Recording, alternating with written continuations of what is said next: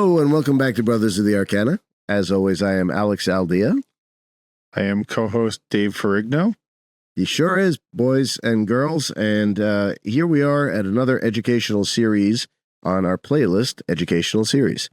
This one is a comparative study on meditative traditions. What does that mean for the folks playing at home? That means that it is a survey class, if you will, of various meditations.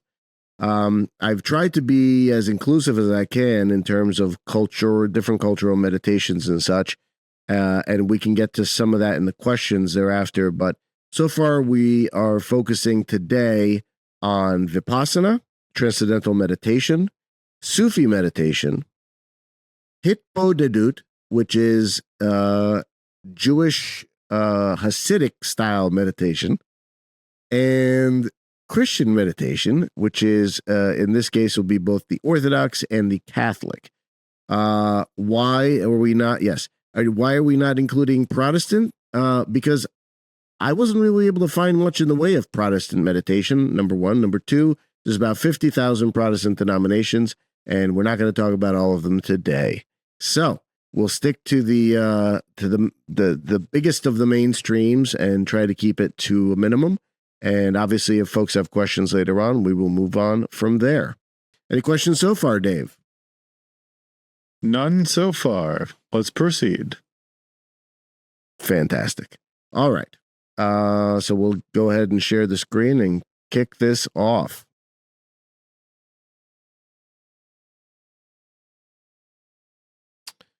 Very good. So as we said, comparative study of mediative traditions. I obviously misspelled that. Sorry about Beautiful that. spell check job there. Yes, that's well, listen, they don't pay me the big bucks for my spell checking ability. All right, I'm a big idea man. I'm a big vision guy, and that's what we're going with. So let's just move along from this title page. A visionary and spell check. No, that's not. That's like for the the other folks to come by and help me out with. Okay. Meditation is an ancient and universal practice. And I think it's important to remember that. It's a universal practice, right? So what does that mean? That means that it's found in almost every major spiritual and religious tradition.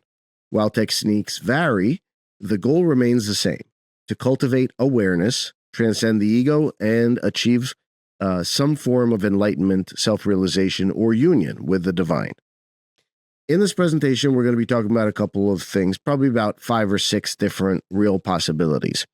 First of all, Vipassana. Why Vipassana? Because I just got back from a meditative retreat, a 10-day Vipassana retreat. It was absolutely incredible. We're going to do a full show on that. But I wanted to just sort of whet the appetite a little bit with what it is, why it can be helpful, and what the tradition is there as we begin. So Vipassana meditation, it's a Buddhist insight practice that cultivates mindfulness and deep awareness. Transcendental meditation, it's another meditation that I've also been very familiar with. I've been doing it for a couple of years, and that's a modern Hindu Vedic practice that uses mantra repetition. So you use the mantra to lose the mantra, as they say. To reach higher states of consciousness. Sufi meditation, Sufism, something that I've been always fascinated by. It's the esoteric tradition of Islam. And so it's an Islamic mystical practice focusing on the divine remembrance, dhikr, and contemplation, muraqabah, which is basically the understanding of how to understand and get closer to God by contemplation and the divine remembrance. Dave, we got to talk about that for a second. Write that down in the notes. Divine remembrance, I think, is fascinating because it's really got to get at some of this Akashic Records stuff as we sort of move into it. The fourth one is, and I'm sure I'm going to butcher this, but it's Hitbodedut, a Jewish mystical practice emphasizing personal and spontaneous dialogue with God. And finally, Christian meditation, both Orthodox Hesychasm, which uses the Jesus prayer, and Catholic Contemplative prayer, which fosters mystic surrender to the divine. We'll examine, first of all, starting with techniques, then going into preparation, benefits, and ultimate spiritual goals of each tradition. We'll also focus on some key figures, some texts, and some philosophies that have shaped these practices, drawing from sources like St. John of the Cross, Meister Eckhart, Al-Ghazali, Rumi, Rabbi Nachman of Breslov, and St. Gregory Palamas, as well as modern teachers such as S.N. Goenka and Maharishi Mahesh Yogi. By the end of this discussion, you will not only see the differences between these traditions, but recognize their shared essences. A journey inward, my friends, to find meaning, peace, and connection with a higher reality. So,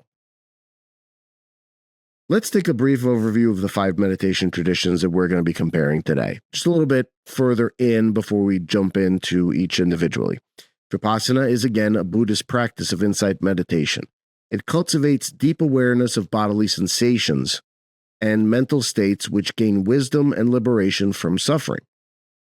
Transcendental meditation is a modern, again, Hindu Vedic practice that uses mantra repetition to reach transcendental states of awareness.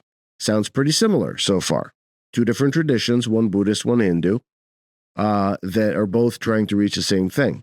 Let's look at the third. Sufi meditation focuses again on divine remembrance and deep contemplation. All right, we're seeing new words here, remembrance, contemplation, a little bit different than awareness, but still, I think, focusing on a common goal.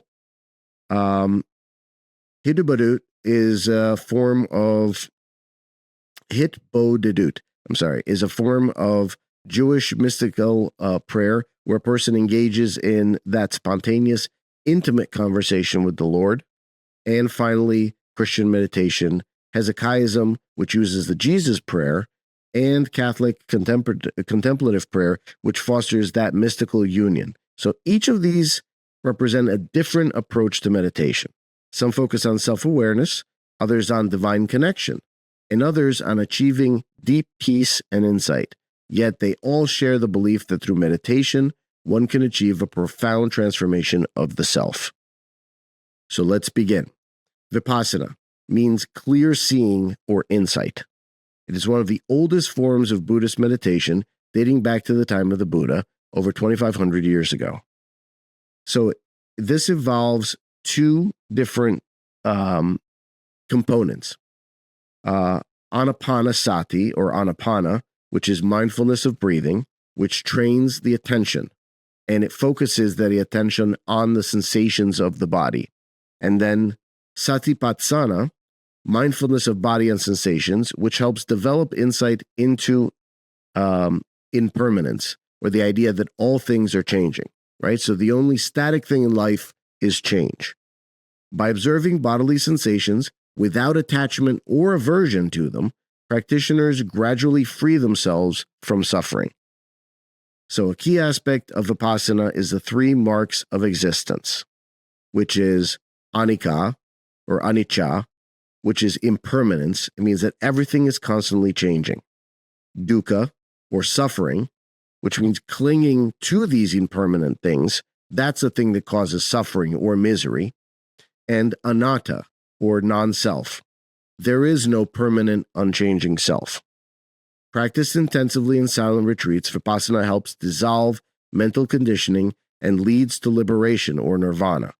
Teachers like S.N. Goenka, which is the tradition that I went to see, have popularized Vipassana worldwide, emphasizing its benefits for mental clarity, emotional balance, and spiritual insight. Unlike Vipassana, which emphasizes active mindfulness, transcendental meditation is designed to be effortless and deeply relaxing. TM was developed by Maharishi Mahesh Yogi in the mid-20th century, but it's based on ancient Vedic traditions. It involves silent repetition of a personal mantra, typically some sort of a Sanskrit word or phrase, a comfortable seated posture with your eyes closed, and the state of deep relaxation, allowing thoughts to pass naturally. Practice for 20 minutes twice daily. TM allows the mind to settle into turiya, or pure consciousness, a state of deep, thought-free awareness. Scientific studies suggest that TM lowers stress, improves cognitive function, and emphasizes well-being. Unlike Buddhist Vipassana, which requires sustained mindfulness, TM is effortless. The practitioner simply allows the mantra to lead them into deeper awareness. TM is popular among spiritual seekers and professionals alike because it requires no major lifestyle changes, yet offers profound mental and emotional benefits. Sufi meditation is deeply devotional and mystical, seeking intimacy with God through the dissolution of the self. So far I'm seeing a lot of similarities in these, right? So, we'll see how that sort of develops. But there are two primary Sufi meditation techniques: Dhikr or Dhikr, Dhikr, which is remembrance, and that's repetitive chanting of divine names, sometimes combined with music, movement, or controlled breathing.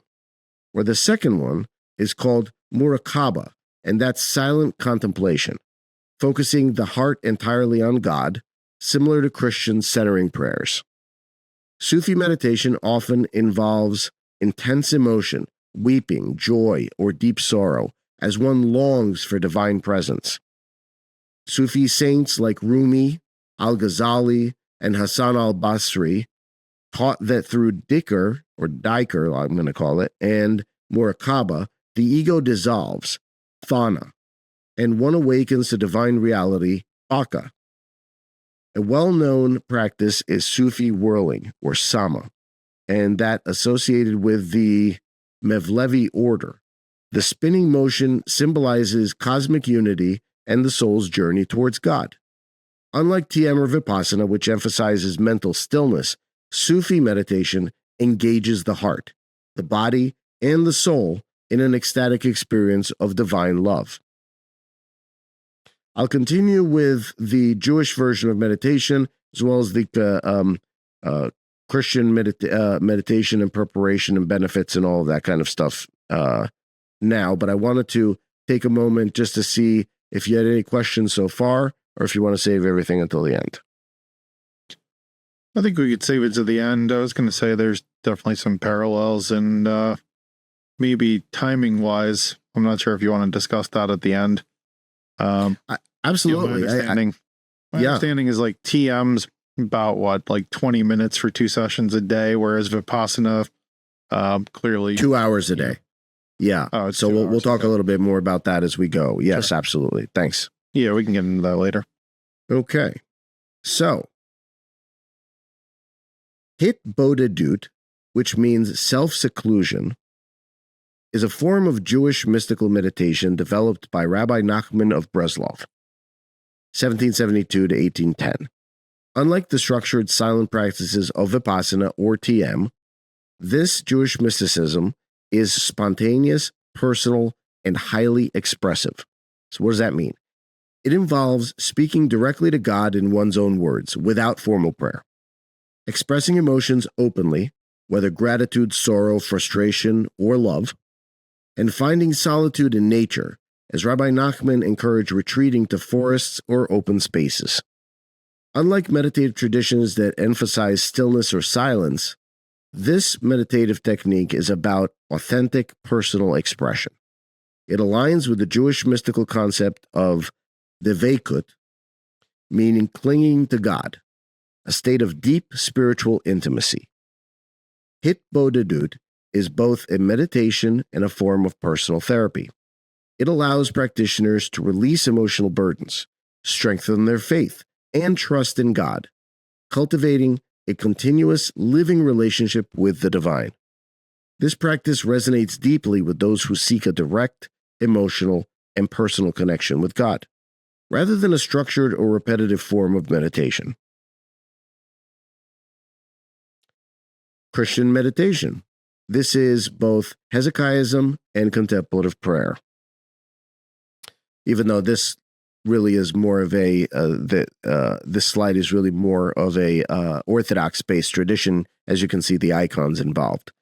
But quite similar in that sense. So, Hesychasm, from the Greek Hezekiah, meaning stillness, is an ascetic prayer practice that emerges in early Christian monasticism.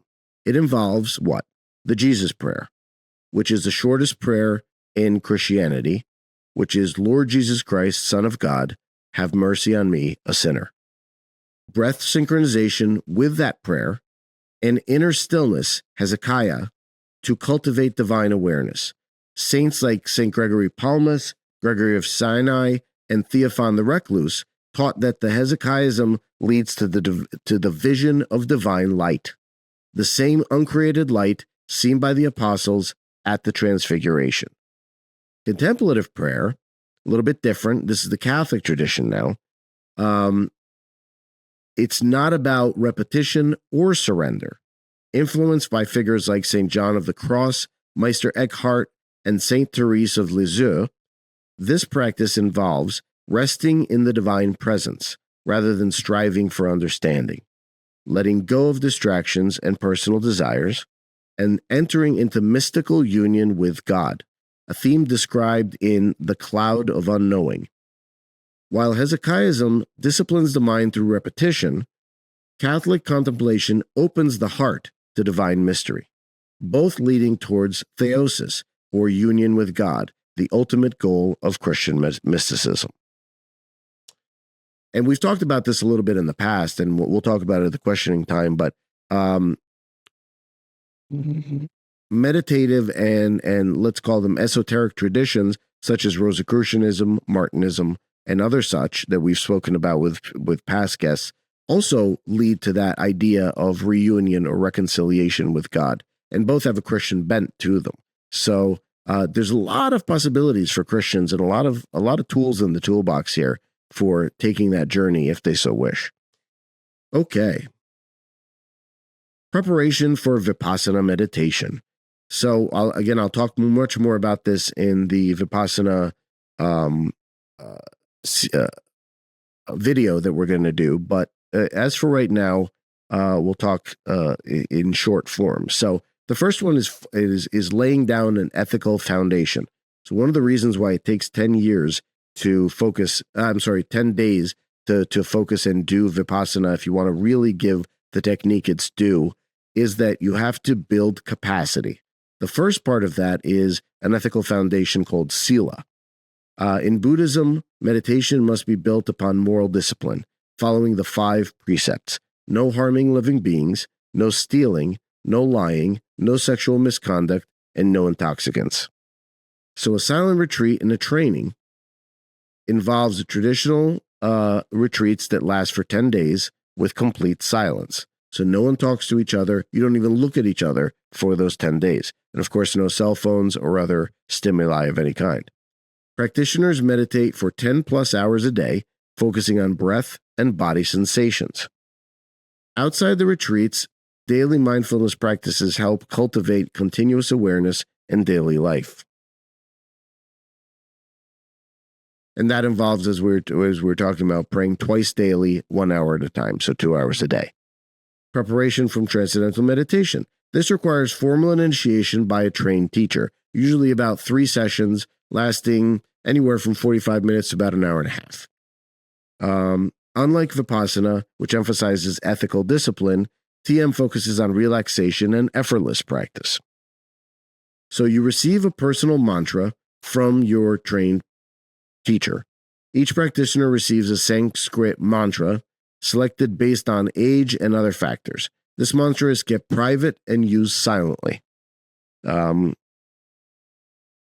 creating a meditative routine. Once you're out of those 3 practice sessions, practitioners will sit comfortably, no strict formal posture, and you'll have 2 20-minute sessions per day, one in the morning and one in the evening.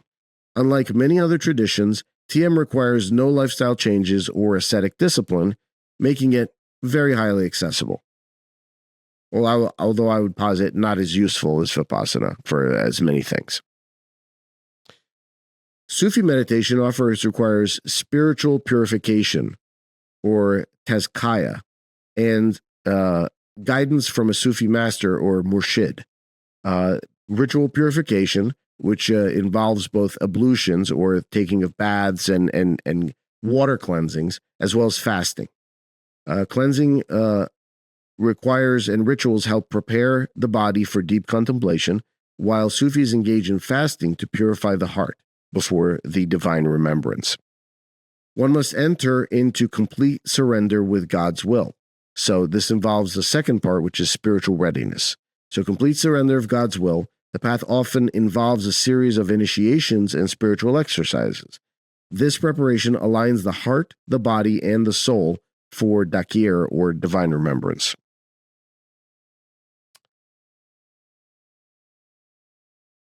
Hitbodedut does not require external rituals, but demands deep emotional sincerity. So the first one is finding a secluded place. Rabbi Nachman emphasized praying in forests or quiet areas. The number 2 is speaking with full honesty. Unlike other meditations, no script or structure is required. One simply pours out their heart to God, whether in joy, sadness, or gratitude. This practice fosters a deep, personal, raw, and direct connection with the divine. Christian meditation requires a disposition of humility and surrender. For Hesychasm, practitioners follow a strict prayer rule. It's usually done by monks and requires fasting and other things before you actually start to get into it. They often work with a spiritual father or an elder and is supported, as I said, by fasting and ascetic discipline. Catholic contemplative prayer is engaged, they engage in the Lectitio Divina, or the sacred reading, before meditation. They cultivate detachment from distractions, and they prepare themselves by stilling the mind to enter into God's presence. While each meditative tradition has unique consequences and techniques, they all offer significant psychological and cognitive benefits. Modern neuroscience confirms that meditation can rewire the brain, enhance emotional regulation, and promote well-being. Number 1 is stress reduction and emotional balance. Meditation lowers cortisol levels, reducing stress and anxiety. Its studies show that Vipassana and TM, in particular, enhance emotional regulation by strengthening the prefrontal cortex, the area of the brain responsible for decision-making and self-control. Number 2 is increased focus and mental clarity. Meditation enhances concentration by reducing activity in the default mode network, DMN, the brain region responsible for mind wandering. Vipassana strengthens and sharpens awareness by training practitioners to observe thoughts without attachments to those thoughts. TM and Christian contemplation promote cognitive efficiency by allowing the mind to settle into deep stillness. And 3, improved emotional intelligence and compassion. Sufi meditation and Hitbodedut cultivate emotional openness and vulnerability, helping practitioners to develop greater empathy and compassion. Christian and Sufi practices emphasize divine love, which often leads to increased pro-social behavior and kindness towards others. These cognitive benefits are not just spiritual, guys and gals. They are scientifically measurable, making meditation a powerful tool for personal growth and emotional health. So, what are some of these spiritual benefits and ultimate transformations? Why do people do these things? Why do they engage in them? So, while meditative practices provide those mental and emotional benefits I just spoke about, its deeper purpose is spiritual transformation. Each tradition has unique understanding of what it means to reach enlightenment or divine union. So, Vipassana, liberation from suffering, or nirvana. The goal is to see reality as it is, free from any sort of illusion, right? So you clean your filters or you destroy your filters, thereby being faced right up against life as is. Through insight, one achieves liberation or nirvana. In the Zen tradition, it's called Kensho, which is the beginning of the path towards enlightenment. So they make a difference between liberation and enlightenment, right? Many people have reached liberation. Supposedly, only the Buddha has actually been fully enlightened, making him the enlightened one, the sensation of suffering. In Theravada Buddhism, Enlightenment is the complete dissolution of ego and craving, right? So liberation comes first, and then you work your way towards that complete liberation, a complete dissolution of ego and craving. Number 2, TM, expanding consciousness. That's Samadhi and Turiya.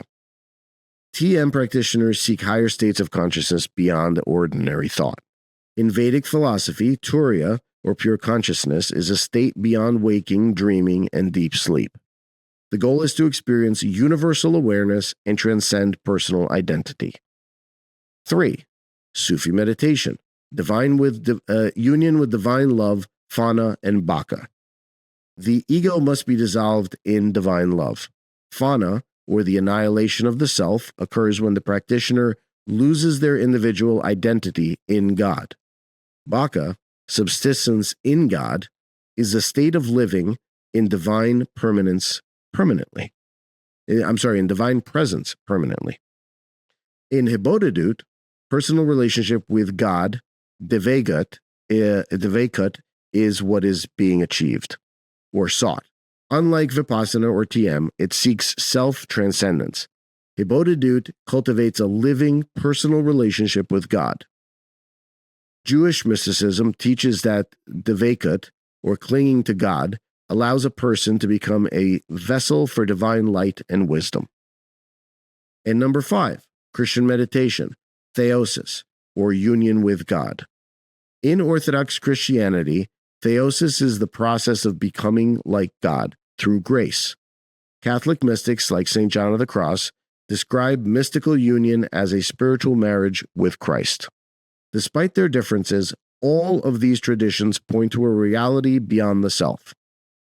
Whether framed as enlightenment, divine intimacy, or mystical transformation. So, as we see, there's only really one mountain, and there's many pathways that lead, at least in the beginning, up that mountain.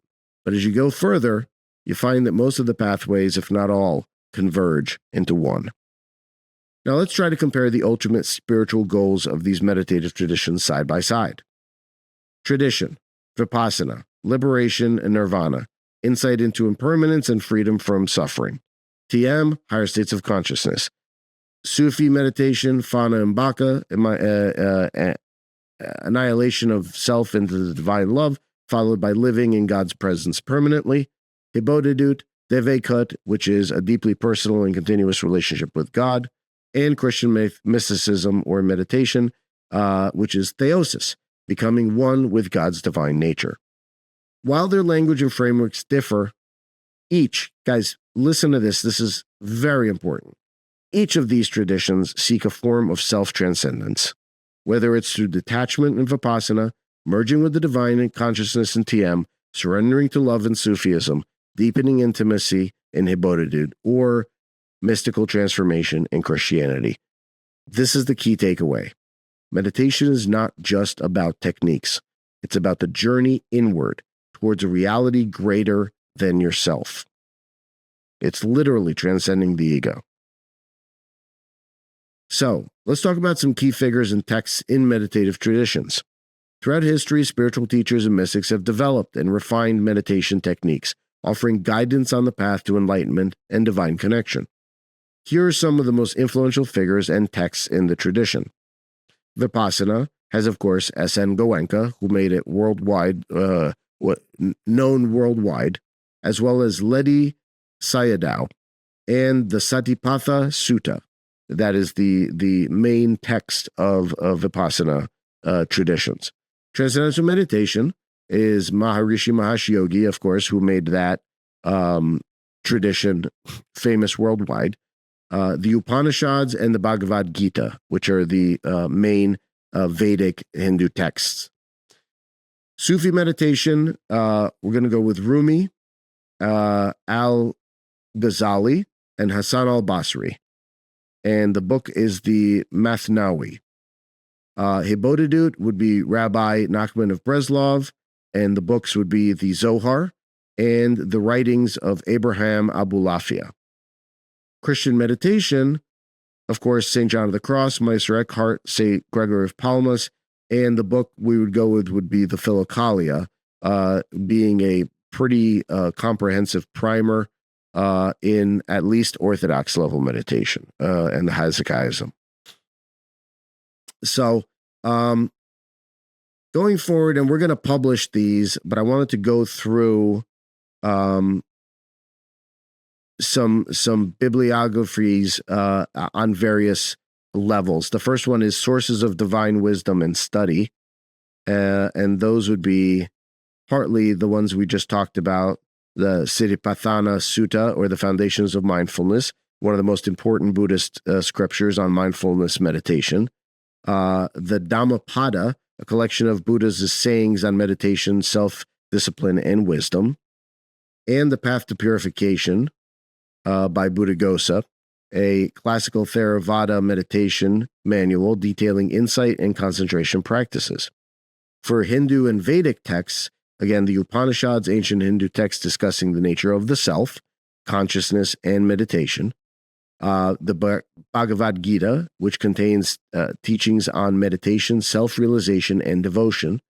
And Patanjali's Yoga Sutras, which are the foundational text of yoga discussing concentration, meditation, and enlightenment. Sufi texts would be the Mathnawi by Rumi, a mystical Persian poem exploring divine love and meditation. Al-Ghazali's The Alchemy of Happiness, a guide to self-purification, prayer, and the meditative practices. And, of course, the Quran. Several verses emphasize remembrance, or dhikr, contemplation, and drawing closer to God. In Jewish mysticism, the Hitbodedut tradition, the Zohar is the primary text of the Kabbalah, describing mystical meditation and divine contemplation. Abraham Abulafia's writings, so those are Kabbalistic meditation methods, including letter, permutations, and chanting divine names. And Rabbi Nachman of Breslov's teachings, detailing instructions on Hitbodedut, personal prayer in solitude. Christian contemplative texts would be the Philokalia, a collection of Eastern Orthodox texts on Hesychasm and the Jesus Prayer. The Cloud of Unknowing, which is a medieval Christian mystical text on contemplative prayer. And St. John of the Cross's Dark Night of the Soul, a guide to deep contemplation and union with God. And Meister Eckhart's Sermons, Christian mystical teachings on divine presence through meditation. The second one would be historical and comparative studies in meditation. The first would be Mircea Eliade's Yoga, Immortality, and Freedom, which is a contemplative study on mystical traditions across cultures. Houston, Texas's The World's Religions, an overview of meditation and mystical practices across world religions. Richard Gombrich, What the Buddha Thought, a historical exploration of Buddhist meditation. Eknath Eswaran's The Bhagavad Gita for Daily Living. And Ariel Glucklich's Sacred Pain, which analyzes suffering, discipline, and transcendence in meditative practices. The third one would be the modern scientific and neuroscientific research on meditation. And those would be some sources that explore the psychological, physiological, and cognitive benefits of meditation based on the most modern resources. Daniel Goleman and Richard Davidson in Altered Traits. John Kabat-Zinn's Wherever You Go, There You Are. Sarah Lazer's Harvard Studies on Meditation and Neuroplasticity. R.J. Davidson's and A. Lutz's Neuroscience of Meditation. Ellen Langer's Mindfulness, and that's a psychological approach to mindfulness and presence. And finally, we have two more categories. The first one is Contemplative Meditation Guides, and that would be Thich Nhat Hanh's The Miracle of Mindfulness, Mark Williams' et al.'s Mindful Way Through Depression, Maharishi Mahesh Yoga, The Science of Being and Art of Living, and Thomas Merton's New Seeds of Contemplation. Finally, we have Meditation in Interfaith and Comparative Spirituality, which is what we've tried to do today, is comparing and contrasting all of these, which are Ravi Ravinda's The Wisdom of Patanjali's Yoga Sutras, Perennial Philosophy by Aldous Huxley, and Thomas Keating's Open Mind, Open Heart. We're going to, as I said, put together that bibliography for you guys. I'll put it over and send it over to Dave, and he can put it on the site, where we go into much further discussions of what those books are that I just spoke about and how we can go about educating yourselves on that as an idea. So, though each tradition has its own methods, philosophies, and ultimate goals, we find out that meditation is not just a technique. It's a way of being. They all point towards inner transformation, transcendence, and connection with something greater than the self. As you reflect on these traditions, consider this. Which approach resonates most with you? How might these practices deepen your own spiritual or personal journey? Listen, meditation in any form invites us to step beyond ordinary perception and discover the profound mystery of existence. So whichever path you choose, the journey always leads inward to the truth of who we really are. So there we are. We'll go ahead and stop the sharing. Stop the sharing. Oh no! As a good friend of ours selfish of you. Yes, as a good friend of ours says, I don't like to share. Reminds me of Joey Tribbiani on Friends too. I suppose so. Joey doesn't share his fries or food in general. Yeah. So, unlike Joey Tribbiani, we are here to lead you inward into a better understanding of who you are and a way that men can become better men through the use of all of these possibilities. And of course, not just directed towards men, but as we always say, based on our fraternal backgrounds, that's who we generally mentor and try to be a resource to. So with that in mind, ask me your questions, David. You sure about that? Yeah, go ahead. I'm ready. Are you though? Yeah, I am. Go ahead. Fine. I'll ask. No, I mean, in all seriousness, thank you for obviously going through all that. And it's certainly a tongue twister for some of those items. A lot of jargon, I will say. And our friend Brandon Kornblue, who I saw yesterday for a drink or two, he recently told me, he goes, man, you love jargon. You love jargon. And I said, it's the easiest, most efficient way of saying what you mean. So, these things are terms of art. They mean something, right? They're specific. They relate to certain things. And if we can educate, then, you can drop some jargon on your friends and sound all smart and stuff. So there you go. Yeah. I mean, that's one way of doing it. Or people just look at you like you're crazy. Well, there's that as well. Not the first time that's happened. You know what I'm saying? A little bit. Sleep is for the weak. Go ahead. Very true. So just as a summary, it seems like you're mentioning TM is pretty straightforward and easy for the practitioner. Yeah. That's one reason why it's very popular. But it's deceptively so. I got to be honest with you, man. It's not as simple as all that.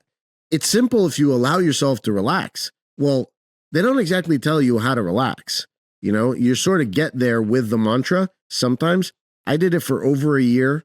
Now, again, I didn't do it twice a day. I did it mostly once a day, but I did do it for over a year, which I would think would give it a pretty good go.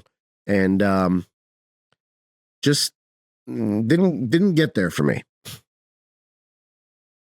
Sure. Yeah. So, and then when you look at Vipassana, right, isn't it, would you say that, some of the, obviously, mindfulness, the Zen from, Japanese Buddha, Zen or whatever it's called. Zazen. Would you say that? Or Zazen, sorry. Apologies. Which I should have mentioned today, but all that jargon, man. All that jargon. Well, I was going to say, I feel like Zen's a little more minimalistic, right, compared to Vipassana, because I think from what you're kind of alluding to, Vipassana sounds like it's really transcending, TM's transcendent. Vipassana is more for insight. I think mindfulness and practices and Zen, there's kind of that direct correlation, right? Of just, all right, let's be calm and relaxed. One thing I was going to say is, go ahead. No, I was going to ask, so from a practitioner perspective, if somebody, let's say somebody's super stressed out, they want stress relief, what meditation practice would you recommend? Any. For stress relief, you're going to get there pretty much with anything. Because stress is something that weighs as much as we don't think it really does.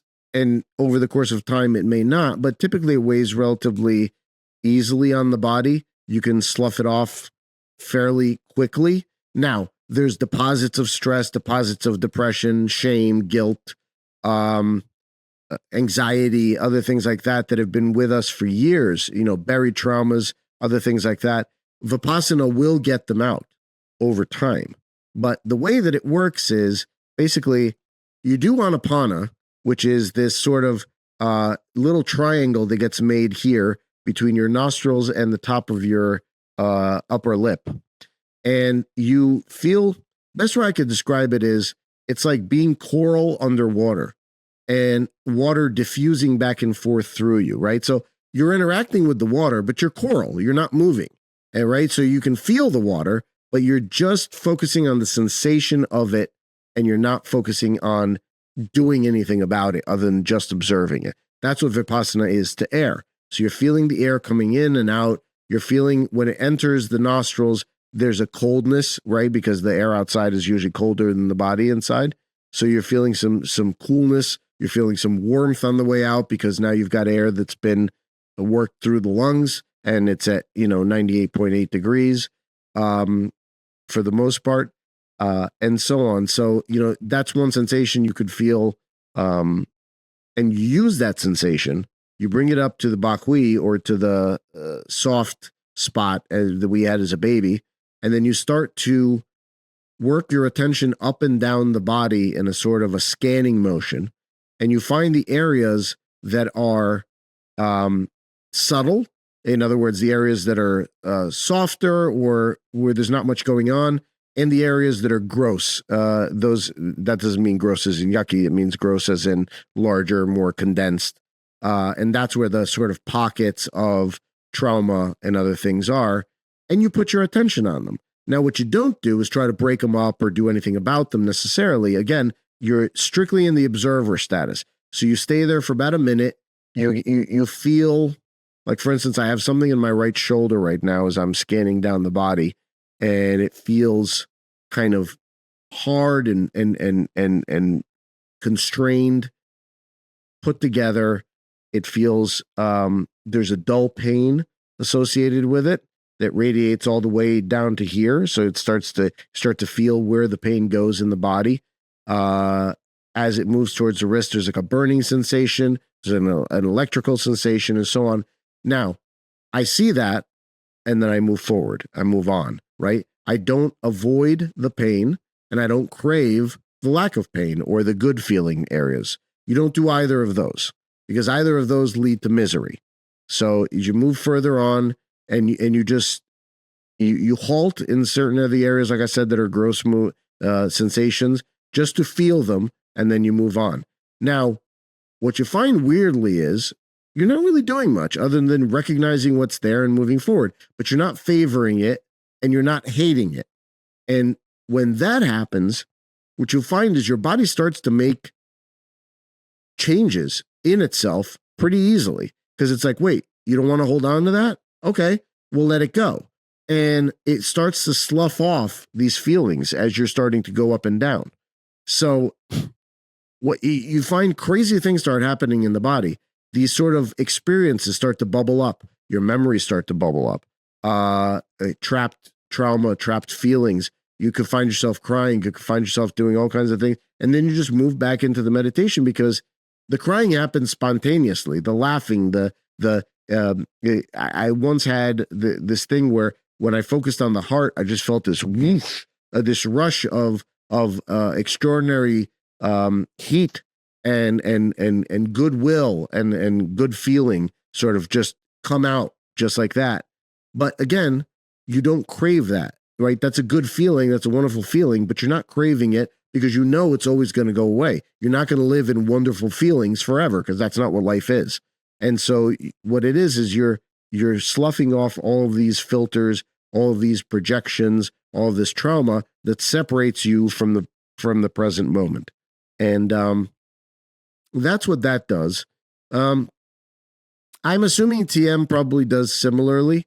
But I look at Vipassana as more than a meditation, almost like a martial art, where it really is a very brave and a very honest thing to do about your life. And I think honestly that in and of itself will help any tradition. So the way they sell Vipassana currently in the Goenka tradition is it's Buddhist, yeah, but you don't have to be a Buddhist to do it. Anybody can do it. So, it'll make you a better Christian. It'll make you a better Jew. It'll make you a better whatever you are. So, that's the cool part about that. That's why I look at it as more of a martial art than anything else. Yeah. Very cool. Mm-hmm. So it sounds like from a stress relief perspective, just circling back on that, monologue there, sounds like mindfulness in general, no matter what practice you want to preach, should be helpful there. Mm-hmm. Would you also say that, from, it sounds like of a Vipassana perspective, you're really cracking open, yourself, you're really delving deep into self-awareness. And would you say that, is there, in doing this, and I know we're going to do another episode on it, but in the 10 days you were doing there, do you really feel like there was a huge shift in your mindset? Was there a huge shift in your your life? So if somebody that's a practitioner starts doing this, is it really going to change your life in decision making, creativity, whatever it is? Yes and no. I mean, obviously you have to keep it up. Like anything else, it will have the biggest piece of doing the 10-day thing was letting go of so much stuff while you're in the 10-day thing, right? So it's like a super course. All you're doing all day is meditating. There's no way not to let go of a ton of stuff. So that's what I basically began with, is letting go of a lot of that stuff. Then you got to keep it up. Then you got to keep it up on your own. And so, if you don't, then you're only going to get a limited amount of use out of it. You'll get whatever use you amassed over that 10-day period, which is, if you work your butt off and you're constantly out there meditating, you're not goofing off or doing anything, which I have to give credit to everybody that was there. I didn't see anybody goofing around or wasting time. Everybody was there to work it and I think probably got a lot of benefit out of it. Yeah, sounds pretty amazing. So yeah. The Jewish meditation, how is it pronounced? Hitbodedut. However you say it. Well, it's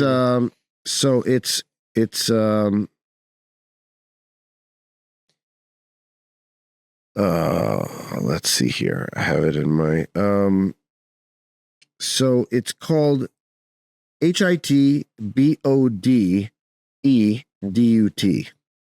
So it's Hitbodedut.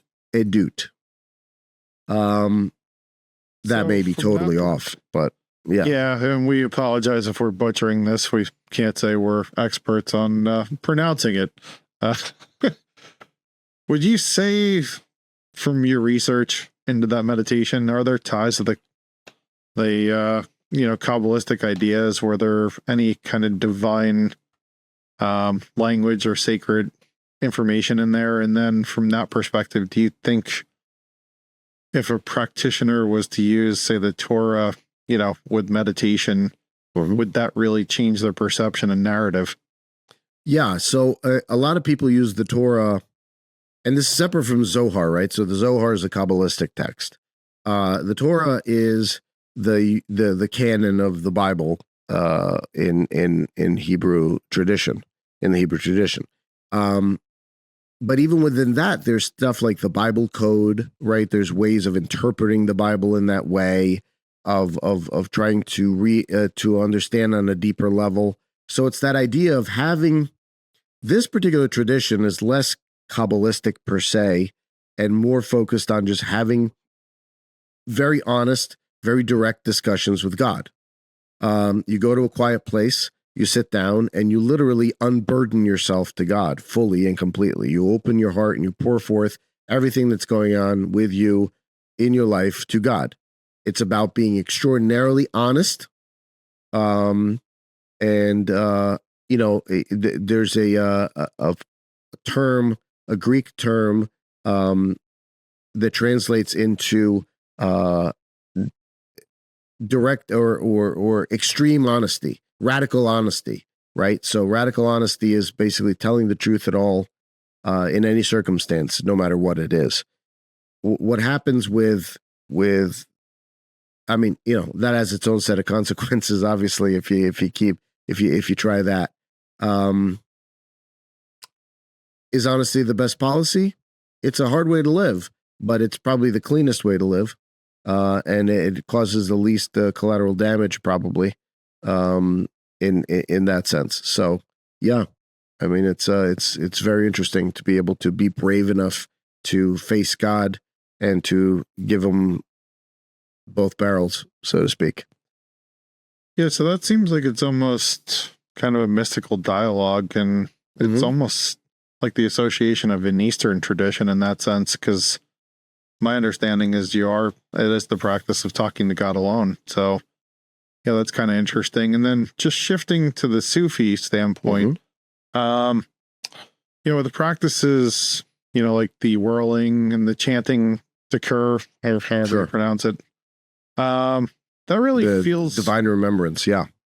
Yeah. That feels very dynamic in nature. And, from that perspective, I would say from an esoteric perspective, do you feel those repetitive invocations, would that act as like a bridge to the unseen, or is it more inward focused there when you're doing those chants and such?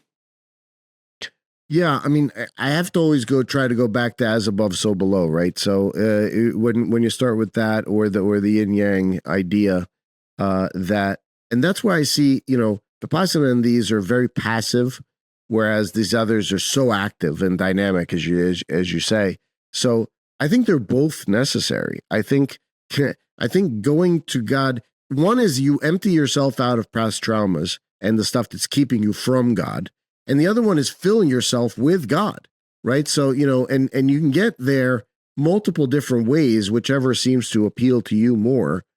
But yeah, that dynamic, that dynamism that Sufism has is really cool, very enviable, right? So you're twirling and you're whirling and all of this stuff and you're using this divine remembrance to connect back to God. But the question is, and I wanted to say it, and I get your thoughts on it too. How does this remembrance of God get at the Akashic records? Because now you've got a complete compendium of the world's knowledge, right, forever, and it's a remembrance of God, so a remembrance of something that's beyond you. And so there's got to be an interesting parallel there between those things and how you access that, right? How you bring that in. I mean, it almost seems like a paradox in a way, right? Because technically when you're meditating and you're trying to be mindful, the practitioner is trying to get rid of his ego, or his or her ego, not just his, but the individual's ego, I should say. Right. And then from that perspective, you're trying to quiet the mind and almost enter a state of nothingness at times, right? Because you're trying to quiet your mind. But paradoxically, you're then, say you're trying to access the Akashic records. It's like, at that point, are you being, quieting of the mind, or are you you're now seeking answers and such, which is kind of interesting. So that's a good question. That perspective, it's, I always, I guess that's where there's the conundrum. It's like sometimes when you're meditating, you meditate to reflect, and you're trying to be mindful and cognizant, right? Sure. Versus just, hey, let's go quiet the mind and see what springs up. It's But yeah. fascinating. I think we're almost afraid to go down that path, aren't we? At the end of the day, because it's kind of like, ooh, what are we going to find when we actually get there? However, we choose to travel, right? Whether we choose to give, unburden ourselves in what's in our hearts. Like, how dare we talk to the Lord with honesty in that way? Who the heck are we to have that sort of conversation with God? Or, you go through Vipassana and you're like, what am I going to find when I uncover all that stuff? Like, I'd rather not know what's in there than go through and especially when you start to uncover, then you find some very distressing things, which is one of the reasons why with Vipassana they tell you better your mental health should be in pretty good shape before you embark on this, because there are people that have died. There's two 20-year-old young ladies that passed away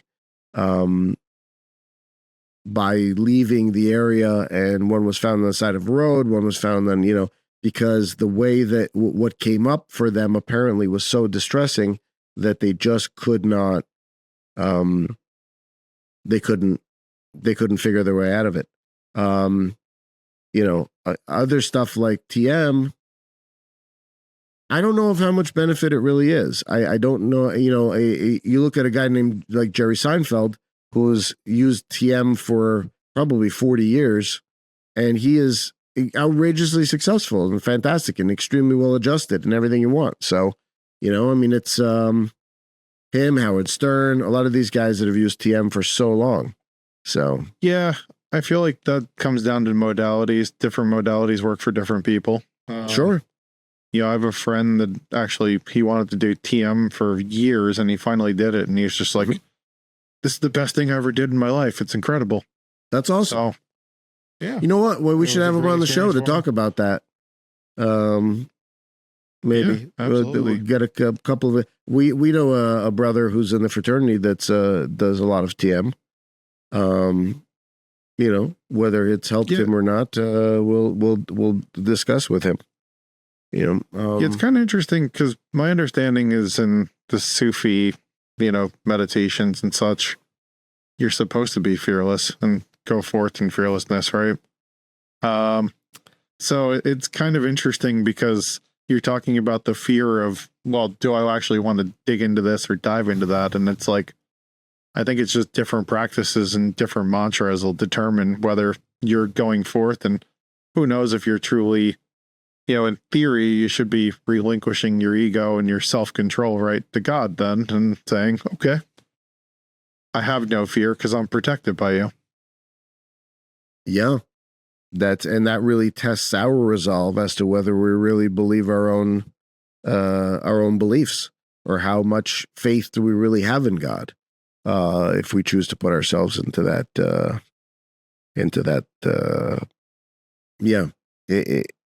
the lion's mouth, so to speak. If you choose to think of it that way. So, yeah, it's a tough prospect. Yeah, and I feel like that kind of reverts back to something we just mentioned. I mean, do you feel that you should always set an intention behind a meditation? Or is it mostly that you're just meditating, for your own peace of mind, mindfulness, whatever you want to call it? Should there always be an intention? Because I feel like when you look at prayer, typically there's always an intention behind prayer, which they're kind of one and the same. You could argue prayer is meditation in some ways. It's not exactly you're sitting in some warrior pose or whatever else, right? But not right. the warrior pose. But I mean. I'll be honest with you. I find it's a tough question, and I don't want to answer it in a broad brush way, because I don't want to keep other people that might be seeing this from not setting an intention, right? But for me, if you're doing Vipassana or TM, you don't have an intention. You don't set an intention expressly. That's not what this is, right? So, other than just maybe your intention is just to feel and to experience everything as deeply as you can, and just allow everything in as much as possible and to go through the process. That's a good intention for doing that. Prayer to me, if you take it from the metaphysical bent, and we'll just exclude for right now the Jewish mysticism pathway that we just talked about, because that I think functions a little differently. Prayer for metaphysics is not you're asking Santa Claus for things, right? So, I think most people pray out of fear, or they pray out of some sort of or fear of the future. It's like, oh God, this is happening right now. Please keep it from getting any worse or anything else happening to me in the present. Okay, that's, in my opinion, not a good way to pray, because what you're doing is, in essence, you're attracting the stuff to you that you really don't want. That's why maybe some of the worst things for people in hospitals is for their grieving relatives to be around there with their thoughts of impending death, catastrophizing and everything else. It's a very tough thing for a patient to have to go through when you're looking outside and you're looking for support and you're getting fear and that's not these people's fault. It's just what we've been taught to do in our society a lot of the time. But yeah, so it's, from when you pray, it's more about thanking God for what you're sure to receive, or what you're sure to feel like. And, I'm not a fan of Joel Osteen or this prosperity gospel stuff, because that's almost like you're bargaining with God. Yeah, well, I'll give you my, I'll say, yes, Lord, Lord, and raise my hands up and sing the songs and stuff. And then you're going to reward me, right? Right, Lord, right. And sometimes, as we see in Job, as we see in many other things, you're going to have dark nights of the soul. You're going to have areas or times when God, by plan, is going to make sure that you have some struggles and some challenges in life, usually to learn from them. And so this whole idea of, I just raise my hands to you and you give me all the good stuff all the time, that's not how life works. It just isn't. And I think it's a way to lead people down a false path of thinking life is just a bed of roses and nothing else. So, that's my take on it. I don't think an intention is the way to go necessarily. See, I think that's an interesting concept, because I agree with you. But on the other hand, as an example, like if you do a guided meditation, then in a lot of cases, there probably is an intention there, right? Because in a guided meditation, it might be for specific purposes. If you want to access the Akashic records, we talk about the Monroe Institute and Hemisync and some of those other ones. There's all different types of guided meditations you can find out there. Maybe it's just falling asleep or whatever else, right? So I feel like from that perspective, a guided meditation is clearly going to give you, all right, this is my intention. This is where we're going with this. Whereas if you're just doing your own self-reflection, self-meditation, inner work, shadow work, I think from that perspective, then that changes, because it's not necessarily an intention as much as it is, let's just see what we receive today. From a prayer perspective, clearly people are going to pray for things at times. I do think gratitude and gratefulness is important, of course. And, when things are going well, you should always be grateful.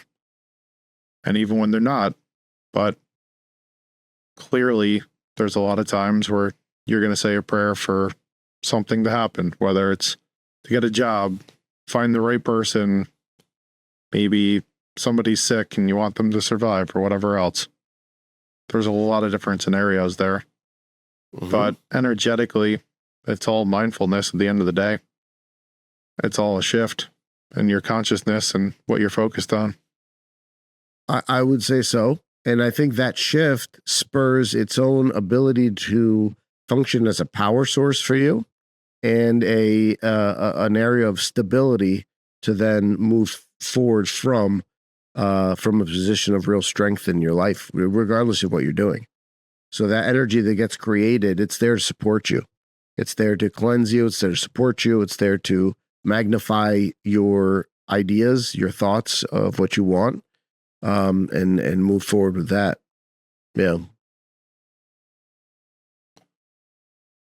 So you wanted me to remind you of the divine, whatever it was at the beginning of your presentation? Good job. Yeah. Yeah. Yep. Very good job. Right on top of things. Well, I mean, look, they say that meditation is sort of cleaning the receiver so that you can receive better messages from the divine, and prayers is like the amplifier that puts it out. That's the sort of communication back to God about what it is that we want from Him. And meditation is basically feeling. I don't necessarily see it as so cut and dry. I think they can both be both, because these systems, it's kind of like you could work both. You can have both in your life. One of the things that surprised me quite a bit, number one, it surprised me that Catholics really don't know about their own traditions in a lot of respects on the greater whole, or Orthodox either. I mean, the fact that the Cloud of Unknowing was written back in the Middle Ages, and it was all about how to access these types of meditations for yourself, what these meditations can do, the Legio Divini, the divine law, and reading experts from that, and really just being able to focus and cultivate your mind and your heart for God's will is so cool. And you never really hear it talked about in Catholic Church, certainly. You don't hear Hesychasm talked about much in the Orthodox Church, unless the priest is putting on a punchline or something like that. But it's they're very particular about the stuff that they do talk about. And I don't know how it works with it now, but I know for a long time these kinds of things were looked down upon, even pushed to the side and said, this is not who we are. We don't mess around with this kind of stuff that sounds like magic. We should really be focusing on just prayer, and that's good enough if you want to be saved.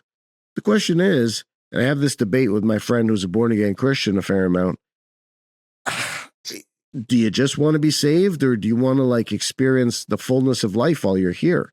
It's kind of, we're only looking to experience the basics. So if we can, you hang out by the front door of the house, and that's okay too. I'm not necessarily judging, but we want to go all the way back into to the basement, the attic, find out everything about the house and really have a rich existence. You can do that too. So there's just all kinds of possibilities. Are you throwing out retro viewing and retro cognition like Carl Petrie? Well, I suppose you could. I mean, if you have access to that kind of thing. I mean, obviously Carl does, but he did say it's pretty rare. So I'm not holding my breath to find another one anytime soon. You don't think I'm going to develop that anytime soon? You might, but you never know. But, no, you never know. If I hit my head a few more times on the end of the table like I did earlier. Yeah, that sounds like a plan. You never know. Maybe it'll just activate the radio somehow. Absolutely. So what are your thoughts on this? I mean, now you've heard this presentation. What are you walking away from this with? What I'm walking away with it is that I can't pronounce half the words you just spoke, because I'll have to read them. Me neither. Sound them out phonetically. Yeah. I think, the biggest takeaway, I feel like ultimately all these meditation practices, no matter what it is, it's all tied together. It's about raising your frequency and vibration. It's about tying in to your inner self, tying into the divine, whatever that belief system is that you have, and ultimately seeking clarification, light, whatever it is. It's there to find. It's just a matter of tapping into it. And isn't that comforting in certain respects? It certainly is. And I think, listen, there's a lot of folks I've talked to that said, I can't meditate. I said, okay, then pray. And one thing I was going to ask you is, how much do breathing exercises and breath work tie into this? And how important is that, in your opinion? It's critical, and it's only one facet. So oftentimes breathing is the first thing that gets tapped in some way, whether it's just from the observant space through Vipassana, where you're not doing anything about the breathing, you're just seeing the effects of what the breathing has on the body, the coldness, the warmth, the electricity, the heat, the whatever it is. And then you take that sensation and you apply it to the rest of your body so that you can sense the various sensations and make Vipassana work as a technology, as a methodology. There was a nun that talked about she would link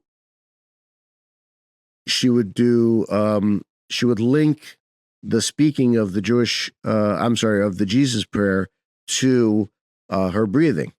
So it would be Jesus Christ, Son of God, going in, forgive me, going out, a sinner going in, right? So she would be thinking that and praying on her rosary, those things. So as you go by. Now, if you're Orthodox like me, you would potentially have a prayer rope to pray the Jesus prayer on, which is what you would normally use. It would be I like to use a rosary because I like the feel of the beads a little bit. So let me just show you a couple of the things that I've got where I can.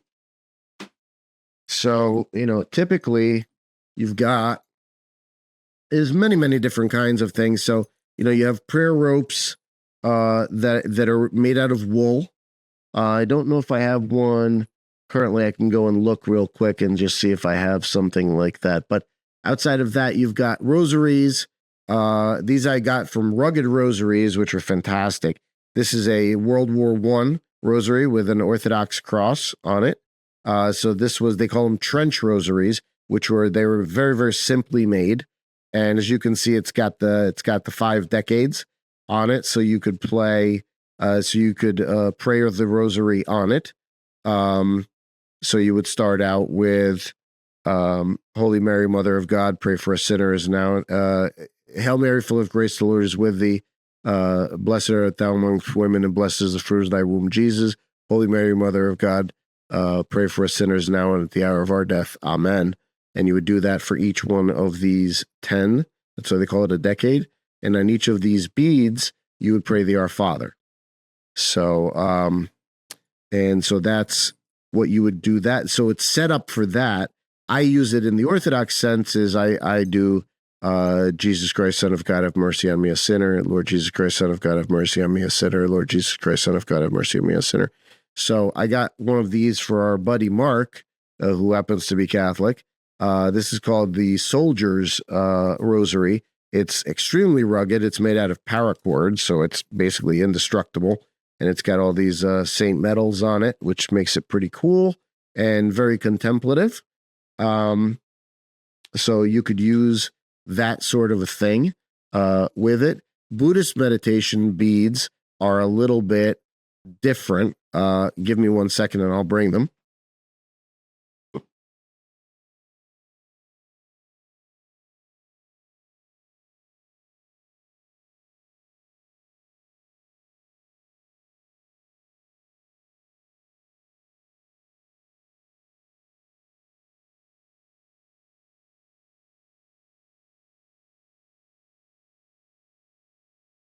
So I was able to find a lot more great stuff here.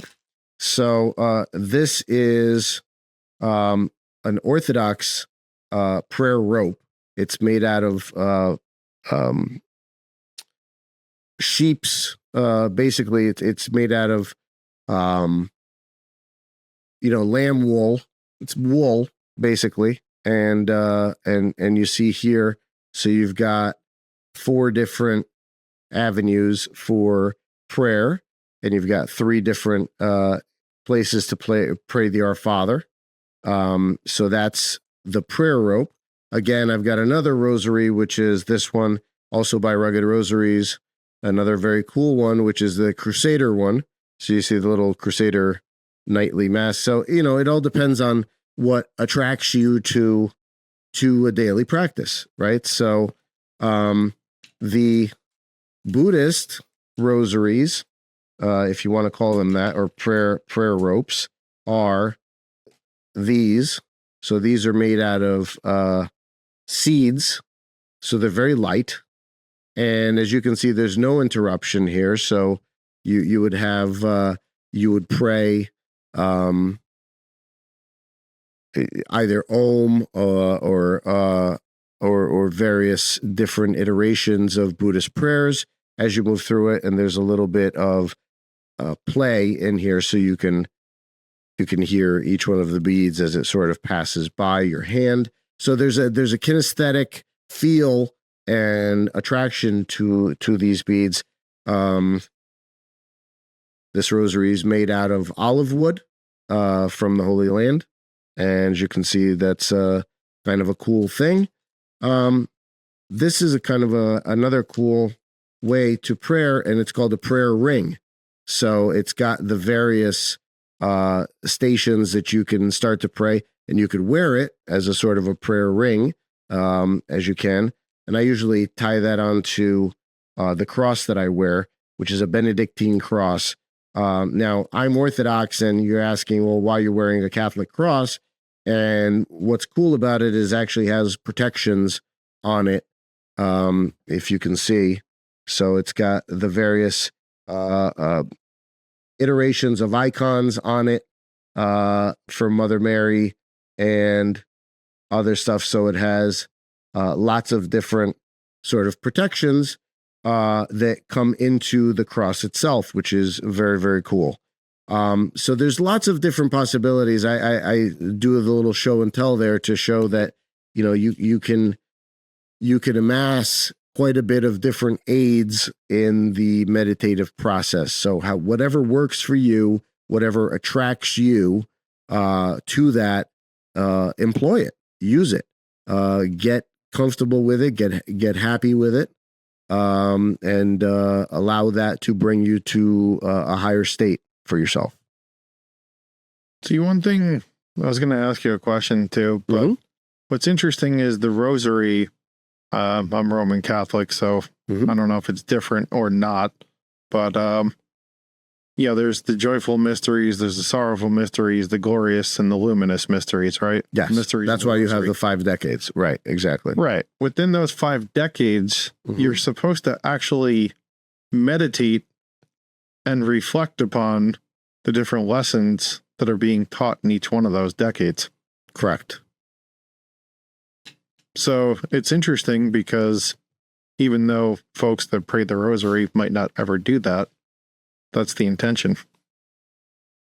Well, yeah. I mean, the idea is, how well has it been explained? So part of it is how well have you been instructed in this, right? So you have to be properly instructed for people to properly understand what's happening. Otherwise, how can you be expected to have these people follow along and do what's being required of them? The other thing is not to make it onerous. I mean, one of the pluses of TM is that it's simple. One could say it's maybe too simple. Now, they try and explain to you exactly how to do it, but the teachers that are at the TM centers are actually not allowed to further, and even in Vipassana, the teachers are really not allowed to explain things in their own way. They're there to basically repeat the words of the guru because that's what the transmission is. And they're very clear on that. And they're very serious about it. There's a transmission that happens between you and the guru, and they don't want to get in the way of that. So they will just, if you ask a question, they will almost like reiterate the words with basically hoping that you're going to, through the reiteration, glean more information out of what's being asked. So there's a bunch of that. Yeah. So, in Roman Catholicism, where are you learning these things, right? Where are they being taught in churches? I know that in Orthodoxy, Hesychasm isn't being taught. I mean, you would have to go to a monastery and learn it from a spiritual father. That's a missed opportunity because, and I will say this from Vipassana, it has 3 sources that make it, 3 standards that Sela or Sila, Samadhi, and Panya. And Sila is the understanding of getting that. So that's why they say don't, no sex, fasting from meats, or no other stimuluses and all that stuff. That's to establish an area in which you're focused and concentrated on what you want to do. Samadhi is that idea of being a master of your own mind. So instead of you having monkey mind all the time, you have, you're so every religion in the world pushes those 2 things. Panya is this inner wisdom. How you get it is through experiential means, which means, how do you get inner wisdom in Catholicism? Through praying the Rosary. It has to be experiential. You have to actually do something. You can't just read about swimming forever. At some point, you got to get in the water and splash around if you really want to understand what this thing is. That's why I quibble with a lot of born-again Christians, because they hang around at the front door of Christianity for their entire existence, and it's all about, well, I got Jesus in my heart, I guess I'm good. Well, if that's all you have in your faith, it's a relatively thin faith, because how do you express your faith? Well, I don't need to. Faith is enough. Whoa, that's convenient. Because at the end of the day, if you can't express your faith in what you do and how you live your life, how can you say you're a Christian? Or how can you say that you're anything? And that's my thought on the matter. So, pray the Rosary if you're a Catholic. Use your prayer beads if you're Orthodox. Use your prayer rope if you're Buddhist or Muslim, because they have a similar prayer rope. Talk honestly and sincerely to God if you're Jewish. Use these modalities to further and deepen your prayer life, your meditative life, your relationship with God, and your connection and your closeness to him or her. So that's what I would say. And throw in a couple of stones here and there too, just in case, Except don't throw stones at people. Don't throw stones, especially not those in glass houses. In glass houses, yes, exactly. Absolutely. So, yeah, we knew you were going there. Exactly.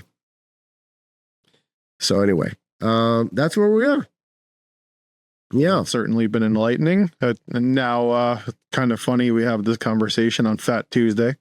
Yeah. Tomorrow's Ash Wednesday, and, starting the Lenten season and getting into that whole realm. I'm not sure. Absolutely. You're going from fat to ashy. Absolutely. Exactly. So Ashy Larry. Well, it's a different sort of ashy than what I had in mind, but yes, fair enough. Yeah. So we wish everybody a happy Fat Tuesday and a contemplative Ash Wednesday to those who are Catholics. The Orthodox are about a week behind. They usually are, because they're on the lunar calendar rather than the solar Gregorian. They're on the lunar Julian calendar. Yeah. So we will get our. I don't know. Do you have? Let me show you something. This is very interesting before you wrap up.